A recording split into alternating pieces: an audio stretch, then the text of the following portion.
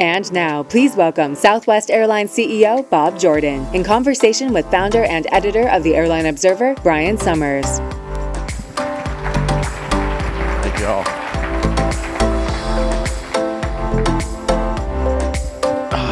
Hi, Bob. How you doing? I'm well. How are you? I'm good. I'm We're always not amazed. gonna- These are very modern, fancy chairs. They're you know? nice. They're nice. I always feel like I'm in Robert Isom's study, but I thought that'd be funny. All right, you and I are not going to talk about airline food. All right, we're going to talk about some serious stuff here. If you're going to today. talk about food on Southwest, it's going to be a pretty minimal discussion. Yeah. I may have some questions about that, but later. There's been a lot of exciting stuff to happen at Southwest Airlines. First of all, congratulations. I would say that you probably won, at least for now. But for a long time, you were telling media and investors that you had absolutely no contact with Elliott, right? And then one day, you guys announced a settlement. So what changed? You were being truthful, right? When you said that you had no contact. We're always, obviously at Southwest, we're always transparent and truthful. But what you see play out in the media in stories is a lot of times what's different than's going on behind the scenes. But no, we had very little contact. So the Elliott folks, it was a surprise. So we got a notice on a Sunday night that they were in our stock. They were going to post a website the next morning, and there was a Wall Street Journal story. So it happened very quickly, and we did have very little contact because they had a set of demands, and we were not willing to really discuss those in totality. So we did have several months where there was not a lot of discussion. Obviously, as things moved on, we did talk more, and ultimately, I think we got to a good place. What I'm happy about is that chapter is closed, and we have a terrific transformational plan that we unveiled at Investor Day, and now all focus can be put on executing our plan, which I'm really excited about. I'm sure we'll talk about. The other thing too is, while activism is viewed as a negative because it just creates a lot of activity for your company. You're in the news, not generally positively. And but at the end of the day, we did drive a lot of very positive changes. So one of the things that you do is you talk to all of your shareholders. You get feedback from your shareholders, not just Elliott. And the feedback was clear. We needed to continue our board refresh. We had some changes we needed to make, and we made those changes. And we've got a lot of new board members that are coming on. We've got 9 new board members since May. At Southwest Airlines, we have 5 that are coming on as part of the Elliott agreement. A lot of former airline CEOs. We right? have,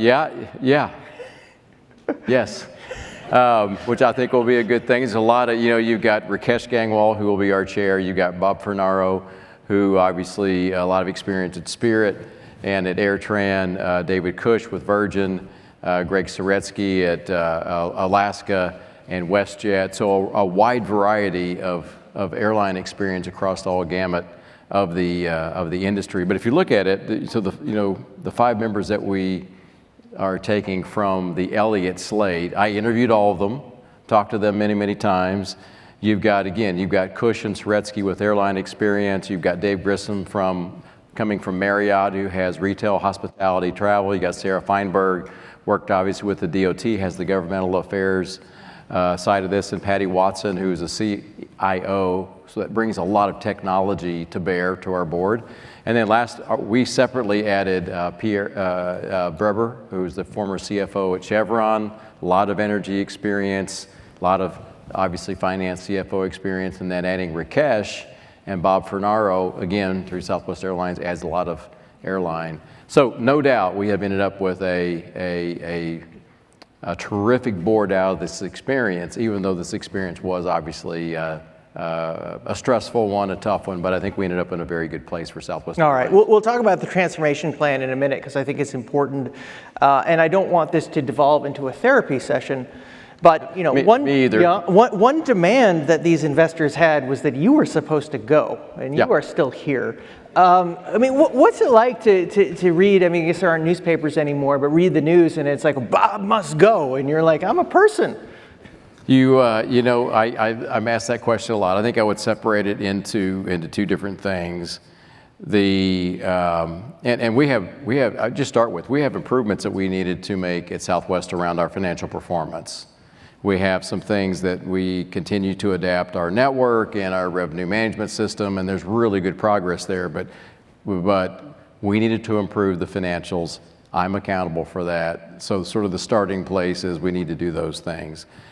But this is a campaign. An activist runs a campaign. They're very sophisticated. There are things that show up in the media, articles, things that show up in social media feeds. The way I work just as a person is I don't pay any attention to any of that. I didn't read any of it because all of my energy needed to go into dealing with that situation, talking to our shareholders, making sure we had the best plan possible, communicating that plan, and then executing that plan. That's how you're going to work this out. And ultimately, I had a lot of discussions with the Elliott folks, and we came to an agreement on that. But as much as that maybe seems annoying, my self-worth isn't driven by what I read in an article. Either you have a confidence about that or you don't. My whole focus is on all eyes forward, executing our plan for the goodness of our people, our customers, and our shareholders. All right, thank you. Let's talk a little bit about the plan. Was that the therapy session? That was good. Okay. That was good. You're a pro. You're good at this. All right, so the plan, assigned seats, thank God. Thank God for doing that. Extra legroom seats. You're revealing your bias. Well, yes. Extra legroom seats, red-eye flying, some interline, probably a couple more things. What are you most excited about? Well, number one, hey, isn't that a beautiful interior? Come on. I mean, I think I'm most excited, number one, that it really is a transformation of the airline without leaving our values and who we are behind, especially who we are in terms of how we treat each other, treat our people, treat our customers. But it's a transformation of the airline, and it is driven completely by what our customers are telling us that they want. We did nearly 50,000 different data points and surveys with our customers, and they told us that 80% wanted the move to assigned seating and an option for premium extra legroom. 86% of customers who don't choose Southwest Airlines but could want assigned seating and premium extra legroom. And the fact that we don't have assigned seating is the number one reason a customer leaves us. So customers are very clear. We have the award-winning Rapid Rewards program and the ability now to extend that to this new industry-best vacations product, Getaways by Southwest Airlines, and now adding partnerships. The first one in the first quarter is Iceland Air, so you can use your Rapid Rewards points ultimately to get to other places. So making that currency more and more ubiquitous in terms of what you can spend it on. And then second, this is good for, again, financially for our shareholders. We're doing things around driving efficiency, taking 5 minutes out of the turn. This month is the first time that time is beginning to come out, adding red-eye flying, and you can see the customer benefits because a lot of customers love red-eyes, but what it does for you on the efficiency side is it just makes the aircraft utilization even higher, makes our people more efficient. So our entire growth over the next 3 years is going to be funded by those two initiatives, not by buying new aircraft to create that capacity. So it's exciting all the way around, our customers, our people, and our shareholders. All right, you talk about taking 5 minutes out of the turn, and I'm not an expert in operations, but I've asked some people about the industry about this. And Andrew Watterson, the COO, talked about this on one of the calls recently. He said, you're getting rid of printers at the gate, and you're going to allow airline employees to text each other about what's happening on the airplane. You talk to competitors about that, and they're all like, well, we've done that for 5 years. Well, we've done that for 10 years. Really? They didn't have that before? What took so long for some of this stuff? You can go back and dissect all of that. I mean, we've done a ton of technology work in the last 5 to 10 years, a new reservation system, a new tech ops and maintenance system, GDS, that's been added into the Southwest business product, and on and on and on. But the time is coming out of the turn through technology and processes. It's not coming out through hope. You can schedule the airline any way you want. You can schedule 5 minutes out of the turn, and all you're going to do is lower your OTP, which is not good for your customers. So yeah, the turn is now being managed through a technology iPad product called Avio Books. We took paper and paper dispatching out of the cockpit for our pilots last May. The paper just came out of the cabin actually this week. We're going to electronic fuel ticketing first quarter of next year, and on and on and on. Driving technology into the turn is how we're doing it. And our people love it. And you've got this big operational benefit. I mean, I'll give you one quick example. You know, if we had an offline diversion into an airport that Southwest Airlines does not serve, again, kind of to your point, because we were paper-based, you had to go find someone with a printer to reprint the new dispatch and dispatch release paperwork, the fueling paperwork. And today, we go into an offline airport, you punch a button on the iPad, and off you go. So rather than debate, how did we get there? All of my time, focus, and attention are on driving us forward to be an even better version of Southwest Airlines. Okay, all right. So let's go back in the past on something else then. This idea of assigned seating and extra legroom seating. I know you had done lots and lots of research this time. Had you ever done research to this level in the past? We have done a lot of customer preference research over the years. It's something that we take up every 5 years or so. And no, this is by far the deepest set of research that we have ever done. So it's easy to do sort of a top-line preference. This was conjoint studies and trade studies where you offer a customer a choice of bundles, and this one includes that, and then this one has assigned seating. This is premium extra legroom. What would you pay for that? It's very complex and very sophisticated. So the depth of research is something that's gone farther than anything we've ever done, both in the quality of the research and then the number of folks that we talked to. And tied to that, we also wanted to prove to ourselves that not only did customers want this, but is it going to be good for the operation? If you put it in, but it takes 10 more minutes to turn the aircraft, I mean, we're a low-cost, high-efficiency model, that's not going to work. So we ran thousands of physical simulations of boarding and then 4 million electronically simulated modeled versions of boarding with all kinds of techniques to come back and prove that the vast majority of those actually were going to improve the boarding times. So we had a very sophisticated approach to the boarding side of this. And then last, you didn't ask. Yeah. But there's been a lot of discussion of bags fly free and Southwest Airlines. You love that one. Bags fly free are not going away. Come on. Thank you.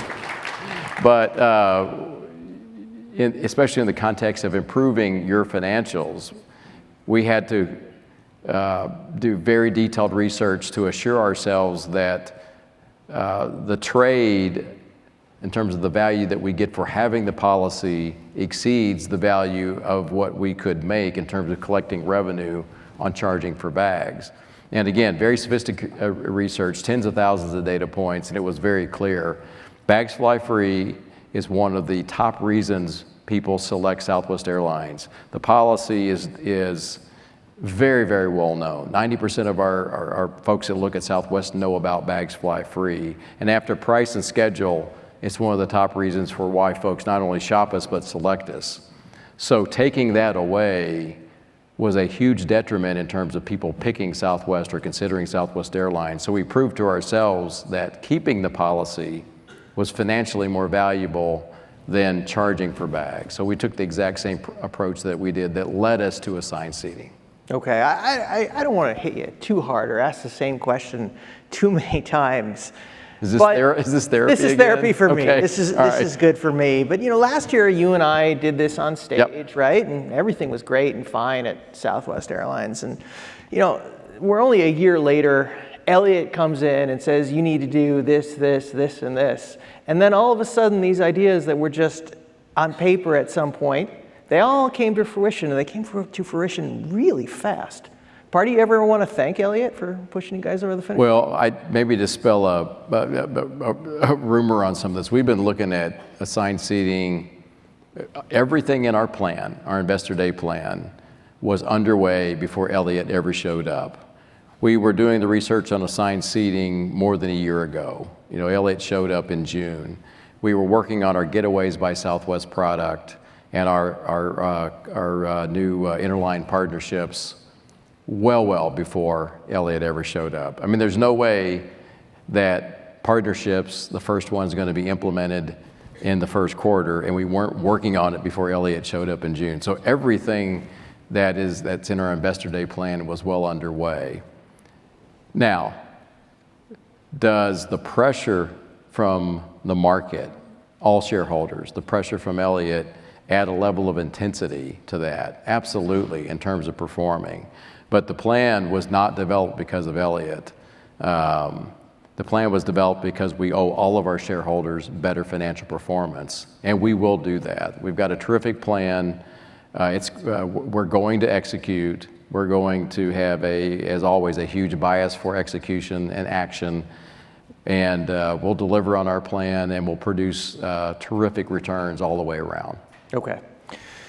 All right, so we talked about the passenger experience stuff. I think people are very interested in that. But another kind of no-brainer, right? Almost every airline in the world flies red-eyes. Yep. Right? You can accept less revenue overnight because the airplanes will otherwise sit. Why would it take so long for an airline like Southwest to say, look, we're flying transcons now, let's put the assets to work overnight? Why does it take until 2025? Well, we had a couple of things. We have a lot of opportunities. And so you have a scarce resource in aircraft, and they can only go to so many things, even if some of that time is not consumed during the meat of the day. And it does take technology to do it. We several years ago, we put in a new reservation, an industry standard reservation system with Amadeus, and we are working to replace, in some cases, legacy core operational systems. And that project is moving very quickly. And it just, to some extent, it took that industry standard base of both the res system and then operating techniques to be able to do that. And then second, again, you can only do so many projects at once. And red-eyes have been teed up for a long time, and they just came to the forefront here in the last year. I'm really excited about it. Our customers want it. Again, it helps your asset utilization. We have folks who want to fly from our crew perspective. They want to fly those routes. We'll start this here in the first quarter. I think it's in February. We'll grow throughout the summer, but I think red-eyes are going to be a terrific performer for Southwest Airlines. Thank you. Let's see. I've made it this far without talking about my favorite person. That would be Scott Kirby. I like Scott because he says what's on his mind, and he sets the tone for the industry. I saw him a couple weeks ago. Scott does say what is on. He does. I saw him a couple weeks ago, and he took some credit for part of the reason that you guys are down. He said, I took away change fees as a major differentiator, right? Because you were the only airline that didn't have change fees. Now everyone doesn't have change fees, and you can't really advertise that in the same way anymore. Did that hurt you as much as he'd like to say? No. I mean, we have had the industry's best set of customer-leaning, customer-friendly policies forever, hands down. Credits that never expire, Raptor Rewards points that never expire, bags fly free, change fees long before anybody else modified their change fee policy. So we have been the champion for the consumer and the customer from the start, hands down, period. Now, a lot of things change in the industry. I've been in this industry for 36 years, and something changes every single year, especially as it relates to the competition. There are a lot of things that are going on right now. There's been a lot of discussion of basic economy. There's been a lot of discussion of the rise of premium, the resurgence in long-haul international. But at the end of the day, no. The industry's addition of taking away the change fees are a difference, but they're no match for the suite of policies that we have. All right. One more Scott Kirbyism for you? Ask him about bags. Okay, I'll ask him about bags, but one more Kirbyism. I'm sure you follow your competitors' earnings calls, and the United executives now say something that isn't very nice. On every call, they say, There are only 2 U.S. airlines that are producing the bulk of the earnings in the U.S. airline industry, which is Delta and United, and nobody else matters. You read that? You see it? What do you think? I do see it. And if you go back over time, over a long period of time, the only airline that consistently and for long periods of time produced levels of return on invested capital that exceeded their weighted average cost of capital, that produced industry-leading returns, was Southwest Airlines for decades. Now, you have a period here that a couple of things are going on. There's been an explosion in costs and explosion in labor costs in particular, and just sort of regular inflation. Southwest Airlines has every one of their labor contracts locked up. We closed 12 contracts in 19 months. I'm very happy for our people, but that gives us labor rate surety for years to come because those contracts are complete. And you do have some just oddities that are going on in terms of, again, the rise of premium as an example. You also have a change, kind of a fundamental change in the industry. With the rise in the cost structure, obviously, it changes the dynamic around, I think, the ULCCs. And you've got rebundling going on. So there are a lot of factors. But I can assure you, especially with this transformational plan that we announced at Investor Day, Southwest Airlines will return to industry-leading profitability. This is a temporary thing. Some of these things are self-inflicted. We put in a new revenue management system, and we had a period of time where we struggled with that, and our unit revenues were down, and our trends were down.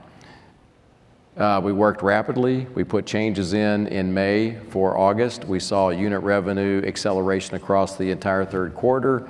We beat the revenue guidance that we put out there. We've got guidance again in the fourth quarter that is up from that, which shows another sequential improvement. We have network changes that are taking hold, improvements in Hawaii as an example. And Southwest Airlines is taking steps to fix exactly what you talked about, and we're going to come roaring back here. But I've learned one thing. I've learned a lot of things in life. One of the things that you have to be careful of is hubris. Then I'm not very good at what I do, I guess. But as a journalist, you can get away with it. All right, so I wanted to ask you a little bit about Atlanta. One of my other favorite people in the airline industry is Vasu Raja, and he of course does not have a job right now, but he was the chief commercial officer at American, and he kind of talks wistfully about mistakes that were made by American a long time ago when they weren't in the best shape, and they gave up real estate and gates and slots in New York. And I wouldn't say that you're in the same position, but very recently you decided to shrink in Atlanta, and generally speaking, you don't know what 20 years from now is going to be like, and to give up real estate in Atlanta, an airline that's owned by a big competitor, that could come back to bite you someday. What made you decide that you had to get out of there? I mean, I know you're not out, but you had to. Yeah, I'd start with, we still have a very meaningful presence in Atlanta. We have over 50 flights a day serving 20. But you bought an airline there, and how many departures, when you were CEO of AirTran, how many departures a day did you have? I think they had roughly 250. But the dynamics are different. And if you looked at AirTran in Atlanta, AirTran lost money in Atlanta. They made money by connecting other customers through other O&Ds over Atlanta, but AirTran lost money in Atlanta. I mean, it's obviously tough to compete in a hub. And competitors have left hubs, and you know the history of the industry there. But I would start with, we still have a very meaningful presence in Atlanta to serve our customers, particularly bringing people to Atlanta.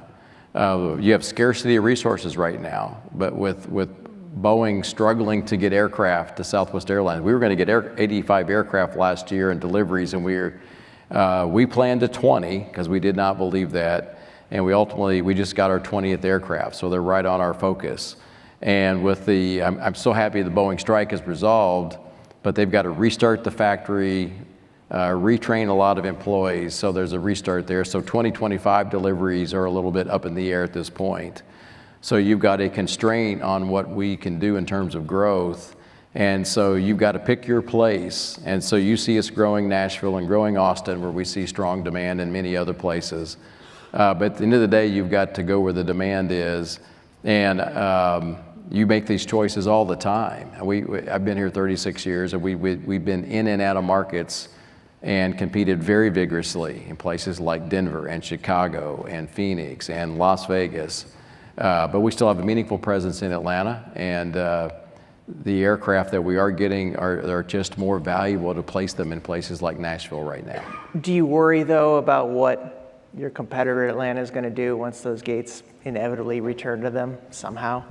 You know, it's an extremely competitive industry, and I spend the vast majority of my time thinking about Southwest Airlines and how we're going to compete and what we can do to serve our customers and get better.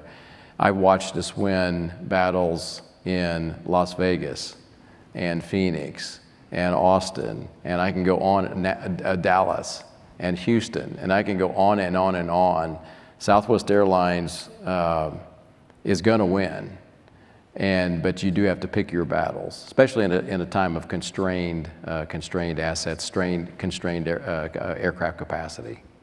You talked a little bit about Boeing in that answer. Yep. I would say, Bob, when the microphones are off and we're just talking quietly in the back of the room, a lot of industry people think that this Boeing thing is the best possible thing for airlines, not just Southwest, but all airlines, because there's this idea of, okay, well, if we delivered you all the airplanes we were supposed to, you guys would just be flying so much unprofitable capacity, and you'd all be killing yourself. So you should feel lucky that we're not delivering airplanes. Like, is there anything to that? Like, y'all didn't need these airplanes. Well, the first thing that you learn is the microphone is never off. By the way, I've painfully learned that myself. But no, I think we and again, wherever you buy your aircraft from, whatever your views are, we need a strong Boeing. Southwest Airlines needs a strong Boeing. I think the country needs a strong Boeing. It's very important. Boeing has a lot of things, obviously, they've got their hands full. They've got issues on the defense side, on the Boeing commercial aircraft side, services side. So there's a lot to deal with there. So I start with, we need Boeing to be successful and successful for a very long term here, forever. And we need things like the MAX 7 to be certified. So I just start with, while we've had issues with Boeing, and those issues have been extremely painful to Southwest Airlines, and they contribute significantly to the financial difficulties that we have. And I put all that aside and just come back to, I want Boeing to be successful. I've talked to Kelly quite a bit, and Stephanie with Boeing Commercial Aircraft, and they are putting all their efforts into not repeating these things. I think they're working on technical things around how they think about manufacturing. They're working on cultural things in terms of how they think about the interaction of leadership to the floor, top to bottom. But we need Boeing to be successful. Now, every now and then we read a story, I haven't read anything recently, but there's a delegation from Southwest in Montreal, or they've gone down to Brazil just to see what's available. You guys, you still doing that? Or is at this point it's like, you know what, we're staying with Boeing. We've always been with Boeing. You know, we constantly look at options in terms of these big strategic questions. There's nothing real active that's going on right now, but every so many years we do look at the market, we look at our options. The fact that you can diversify a fleet of 800 is a bit of a fallacy. So even if you're 50-50, 400 and 400, and you have to set part of that fleet down, it's still going to be extremely painful to the company. But no, we'll take the issue up again, and it could be that the way it comes at us over time, if you look way out, you're always looking at where are our customers going? What do our customers want from Southwest Airlines? We are driven by customer data and what our customers are telling us. And as they tell us that there are different markets that they want us to serve, longer haul markets that they want us to serve, obviously that will lead to network questions. It could lead to fleet questions. and we'll be strategic about that. But there's nothing active right now. But we do take that question up periodically, and it also could be, not to speak for them, that we have, again, back to where we started, we have a relatively new board, and our board could have views on wanting to understand that question in considerable depth as well. All right, Bob, I'm just wondering, I don't think you're doing this, but are you teasing us? Because you have an airplane now, the 737 MAX 8, that can fly like 7-8 hours. Why would Southwest ever need a longer range airplane than that? I mean, are you telling us you're going to Europe? You going to South America? Where are you going with? I'm not telling you that. But no, I think if you do look at there are certainly missions that the MAX 8, the MAX 7 can do. But if you look at we're way ahead. There's no work going on here at all. I know what you're doing to me, but if we did super hypothetically decide to serve Europe as an example, while there are some destinations you could do with the MAX aircraft, there are the vast majority that you could not. So we would have to take that question up. But again, there's nothing underway here. We're focused on our plan. We're focused on getting our aircraft. We're focused on getting the MAX 7 certified. Okay, all right. Well, I have good news for you, Bob. There's a very friendly audience question that we can take. Does it involve omelets? It does not involve omelets. Good. What's the status of Southwest's $1.3 billion IT transformation? Well, we spend a lot of money on technology every year. It's funny, the headline has been sounding like we've suddenly woke up and we've got a $1.3 billion technology plan. We spend that roughly in technology every year. It's actually larger this year.